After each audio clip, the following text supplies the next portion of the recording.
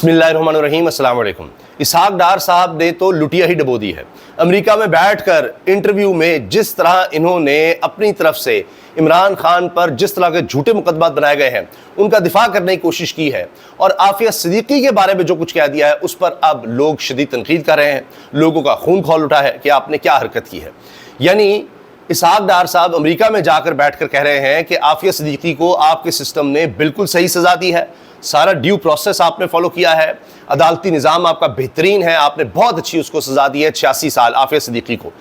अब आप एक मौके पे तो रहें। यहां पर शहबाज शरीफ साहब मुलाकात करते हैं आफिया सिद्दीकी की बहन फौजिया सिद्दीकी से। यानी आप देखें कि उसी वक्त में मुलाकात हो रही है और वहां दूसरी तरफ अमेरिका में इसहाक डार साहब क्या कर रहे हैं। यहां शहबाज शरीफ मिलते हैं आफिया सिद्दीकी की बहन फौजिया सिद्दीकी से, बुलाते हैं उनको प्राइम मिनिस्टर हाउस और उनको तसल्लियां दे रहे हैं कि जी हम जो हो सकेगा करेंगे। झूठ, मुनाफिकत। इस्लामाबाद हाई कोर्ट में रिपोर्ट मांगी गई, रिपोर्ट नहीं जमा करवाई गई कि आप क्या कर रहे हैं आफिया सिद्दीकी के लिए, उसकी रिहाई के लिए। कहते हैं हमने कुछ नहीं करना, कोई बात नहीं। कहा कि अच्छा रिपोर्ट तो दे दें।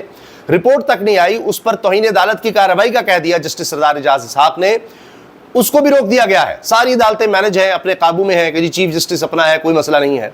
ये हाल है। और यहां पर कहेंगे जी फौजिया सिद्दीकी से मिलकर नहीं हम कर रहे हैं। और देखिए मुनाफिकत की इंतहा। वहां बैठ कर कह रहे हैं कि आपने बिल्कुल सही ड्यू प्रोसेस, जबरदस्त सजा दी आपने, क्योंकि आपने बड़ी अच्छी सजा दी है, इसलिए हमारे पास भी हक है कि हम इमरान खान को सजा दें। जिस तरह आपने आफिया को सजा दी है, इसी तरह हम इमरान खान को सजा दे रहे हैं। पाकिस्तान का अपना सिस्टम, जुडिशल सिस्टम, और उसके मुताबिक चल रही है, हमारा कोई लेना देना नहीं। ऐसे झूठ 26वीं यानी तरमीम के बाद सारा कुछ ही आपका लेना देना है। एक फैसला हुकूमत के खिलाफ कहीं ना आया है ना आना है।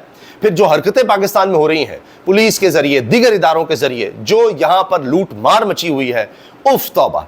यानी महकमा सेहत को ले लें आप, हर तरफ लूट मार है। वो मैं आपको बताऊंगा भी, दिखाऊंगा भी सबूतों के साथ कि हुआ क्या है। मरीम नवाज साहिबा इश्तिहारबाजी में आगे हैं, पानी ये कर दिया, पानी निकाल दिया, फलां निकाल दिया। उनके अपने महल्लात जिस इलाके में है रायवेंड, वहां पर क्या हालात है वो भी आपको दिखाता हूं, क्योंकि महल्लात में तो शहनशाह रहते हैं, बाकी तो रियाया है ना इर्द गिर्द, वो चाहे पानी में डूबती रहे, गंदे पानी में रहे। पहले ये कासिम सुलेमान के बारे में बात कर लेते हैं। इमरान खान के दोनों बेटे कासिम और सुलेमान ने अमेरिका का दौरा किया, वहां पर गए हैं, मुलाकातें की हैं। अब जुनैद सलीम साहब सीनियर सहाफ़ियों कहते हैं कि अब वो बरतानिया आएंगे और पहले से भी ज़्यादा अहम मुलाकातें उनकी होंगी। यानी जो अमेरिका में हुई हैं, जो कुछ पहले अमेरिका में हो चुका उससे ज़्यादा इम्पैक्टफुल था, अब बरतानिया में जो वो करेंगे वो भी ज़्यादा इम्पैक्टफुल होगा। और अब जियो के मुताबिक, जियो न्यूज़ ये कह रहा है कि इन दोनों की वालिदा ने, जमाइमा ने, इनको रोक दिया है पाकिस्तान आने से, क्योंकि इनको ख़तरात हैं, यहाँ ज़िंदगी के इनके ख़तरात हैं कि वालिद पर भी अटैक हो चुका है, कातलाना हमला हो चुका, इस वजह से रोक दिया है। मगर जुनैद सलीम साहब कहते हैं कि शायद 4 अगस्त 5 अगस्त को वो आएँ, शायद पेशावर जाएँ, वहाँ से लोग इस्तकबाल करें, जलसा जुलूस नहीं करेंगे, और हो सकता है कि वो इमरान खान से मुलाकात के लिए ज़रूर आएँ। और थोड़े कहे को ज़्यादा समझें, ये भी इम्कान है कि वो इतना कुछ बाहर बैठे कर दें कि एक वक्त आए कि इमरान खान की रिहाई हो रही है और फिर ही वो पाकिस्तान आए एक ही दफ़ा इमरान खान से मिलने। ये बातें जुनैद सलीम साहब ने की हैं। अच्छा, अब हामिद मीर साहब मैदान में आ गए हैं और कहते हैं कि एक दिन पहले वज़ीर-ए-आज़म शहबाज शरीफ ने डॉक्टर आफिया सिद्दीकी की बहन से मुलाकात की और इन्हें यकीन दिलाया कि हुकूमत डॉक्टर आफिया की रिहाई के लिए हर मुमकिन एक कदम उठाएगी। अगले दिन इसहाक डार ने अमेरिका में बैठकर डॉक्टर आफिया को एक कैंगरू कोर्ट से सुनाई जाने वाली 86 साल कैद को दुरुस्त करार दिया। यह अफसोसनाक बयान पाकिस्तान के रियासती मौक़िफ़ की सरासर नफ़ी है। डॉक्टर आफिया के साथ जेल में जो ज़्यादती हुई, क्या आप इसकी भी हिमायत करते हैं? इसहाक डार से वो सवाल कर रहे हैं। फिर कह रहे हैं देखिए जी, मेरे ही प्रोग्राम में परवेज़ रशीद क्या कहा करते थे कि जी ओहो बड़ा गलत हुआ, 2013 में भी इन्होंने यकीन दिलाया लेकिन उसके बाद इन्होंने कुछ नहीं किया। क्या इसकी वजह यह थी कि पता लग जाएगा किसने हवाले किया था 2003 में आफिया सिद्दीकी को। फिर इमरान खान की सज़ा को ठीक साबित करने के लिए इसहाक डार ने इंटरव्यू के दौरान आफिया सिद्दीकी के ट्रायल को दुरुस्त करार दे दिया। यानी ये लोग ऐसे हैं कि अपने पॉलिटिकल पॉइंट स्कोरिंग के लिए ये सारी की सारी कौम के जज्बात से खेलते हैं। और ये वो मनाजिर हैं जब ये देखिए शहबाज शरीफ साहब बुला रहे हैं और बिठाकर आफिया की बहन को यकीन दहानियाँ करवा रहे होते हैं। कितने ये लोग झूठ बोलते हैं, कैसी मुनाफिकत करते हैं। अब यही बात हामिद मीर साहब ने की है कि जी बहन को बुलाते हैं आप और उसको कहते हैं जी हम करेंगे, फलां करेंगे, और वहाँ कहते हैं जी बिल्कुल ज़बरदस्त वज़ीर कानून भी बिठाए हुए हैं, तारिक फातमी भी, दीगर लोग, अटॉर्नी जनरल भी बिठाए हुए हैं, ऐसा लोग बिठा के और बड़ा दिखा रहे हैं, देखिए जी मैंने अपनी पूरी लीगल टीम बिठाई है, देखें क्या हुआ आपके साथ, बड़ी ज़्यादा फलां, और वहाँ कह रहे हैं ज़बरदस्त, आला। ये तो आपने झंडे गाड़ दिए, मिसाल ही नहीं मिलती जितना आपने कानून और इंसाफ ड्यू प्रोसेस आपने दिखाया है ना, कमाल कर दिया अमेरिका में। और ये सुनिए, जब ये For example, if I say that Afia Siddiqui is here for decades and going to be God knows till when, so I think I will be unfair. If your due process for law has resulted in that action, the same applies to everybody. So there is no exception. If you are popular political leader, it doesn't give you license to pick arms. कह रहे हैं देखिए, अगर यहाँ दिहाइयों से आफिया सिद्दीकी कैद है और आपके ड्यू प्रोसेस में उसको सजा हुई है तो मैं क्यों उसको क्रिटिसाइज करूंगा? बिल्कुल ठीक है जी, जब आपको हक हासिल है आप दें सजा, तो बस ठीक है। ये हाल है। और देखिए यहाँ पर मीटिंग्स किस तरह से हो रही हैं, कितनी इनकी दोनों सिर्फ पॉलिटिकल पॉइंट स्कोरिंग के लिए। देखिए जी, हम तो मीटिंग बुलाई ये वो कि इनकी बहन मेरे खिलाफ कोई बयान ना दे, उनको भी जनाब साथ बिठा लिया, सारा रूप दिखा के फला, और असल कार्रवाई क्या डाल रहे हैं। वहाँ से स्टेटमेंट क्या आ रही है कि जी इसहाक डार साहब गए वहाँ वज़ीर ख़ारजा अमेरिका के मार्को रूबियो से मिले और उसके बाद वहाँ मिनरल्स की बात हुई है, दो दफ़ा तजारत की बात हुई है, पाकिस्तान की मिनरल्स जो हैं उसमें अमेरिका इन्वेस्ट करेगा या अमेरिकी कंपनीज आएंगी, ये बीच में आएंगी मिनरल्स का, और ये वो सारा ये सारी बात हुई है।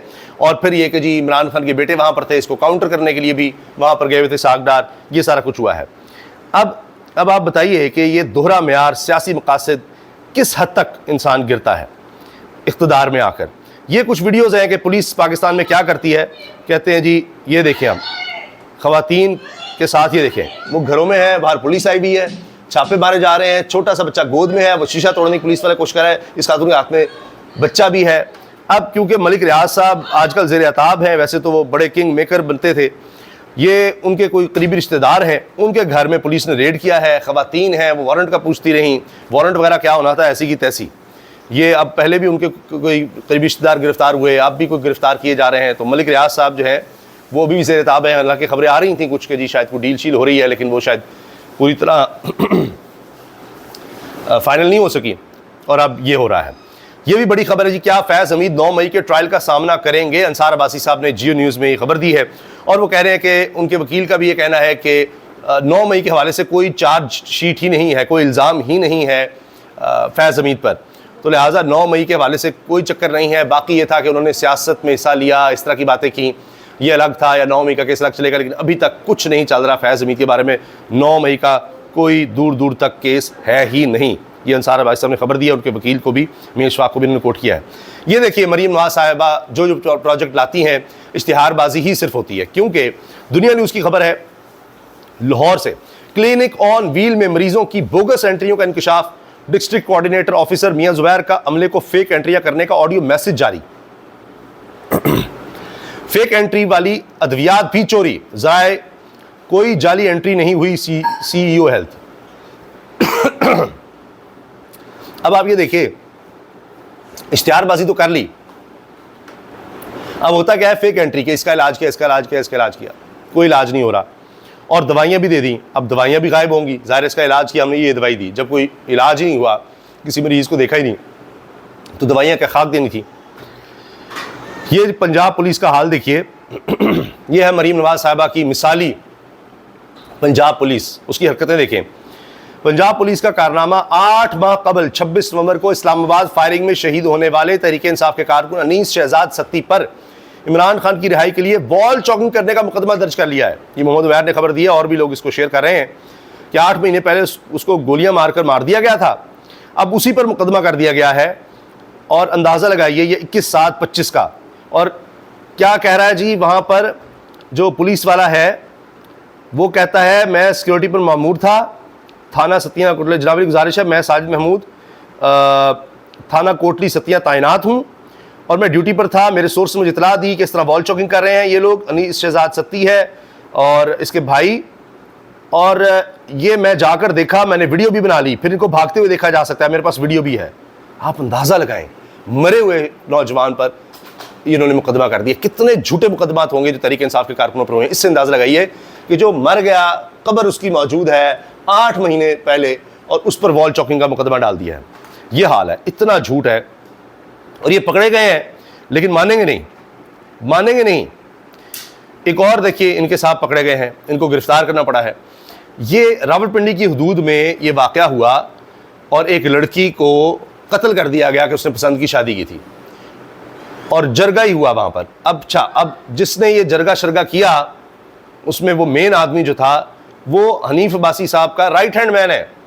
अब खबर यह है कि रावलपिंडी में भी बलूचिस्तान तर्ज पर गैरत के नाम पर नौजवान लड़की का कत्ल का वाक़या मंजराम पर आया। इसरार अहमद राजपूत ये साफ़ी हैं, ये इसको शेयर कर रहे हैं और पहले तमाम साफ़ियों ने, बड़े बड़े साफ़ी ने इस वाक़े को शेयर किया, बताया इस पर।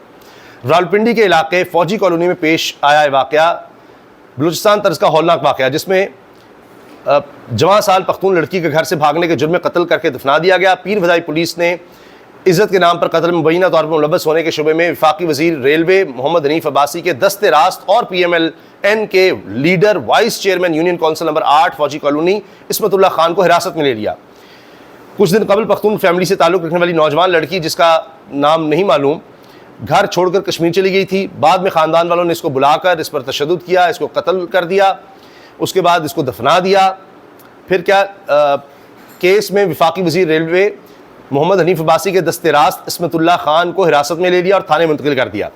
ज़रा के मुताबिक पुलिस ने फ़ौजी कॉलोनी के गिरदोरवा में मौजूद बनने वाली नई कब्रों का डाटा जमा करना भी शुरू कर दिया है और अब ये हालात है जी इनके। इस तरह के लोग हैं जो इस वक्त नून लीग में पोजीशंस ले लेते हैं, ये इनका हाल है। अब एक और ख़बर भी सुन लीजिए क्रिप्टो करेंसी के हवाले से। ये कह रहे हैं जी पाकिस्तान को हम क्रिप्टो में लेके जाएंगे, क्रिप्टो का ये करेंगे, क्रिप्टो का वो करेंगे। और एक बड़े सियासी घराने की किसी शख्सियत के लड़के ने या किसी शख्सियत ने क्रिप्टो में $100 मिलियन डबो दिए हैं। $100 मिलियन, $10 करोड़। ये कोई 28 अरब रुपया पाकिस्तानी बनता है और पाकिस्तानी गवर्नमेंट कह रही है हम भी क्रिप्टो में लगाएंगे।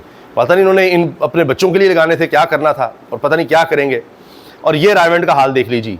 ये शरीफ फैमिली कहती जी ये हम भी रायवंड में रहते हैं, कहने को वो रायवंड और है, उधर तो आम इंसान थोड़ी जा सकते हो, तो मोहल्लात हैं, लेकिन ये रायवंड की जनाब मेन रोड कही जाती है रायवंड बाज़ार की, और वहाँ पर आप हालात देख लीजिए, ये है पानी। और फिर मरीम साहबा की कारकर्दगियाँ आपको इश्तिहारों में ऐसी नज़र आएंगी, चूँकि जिन मोहल्लात में वो रहती हैं वहाँ आपको इस तरह का मसला कोई नज़र नहीं आएगा।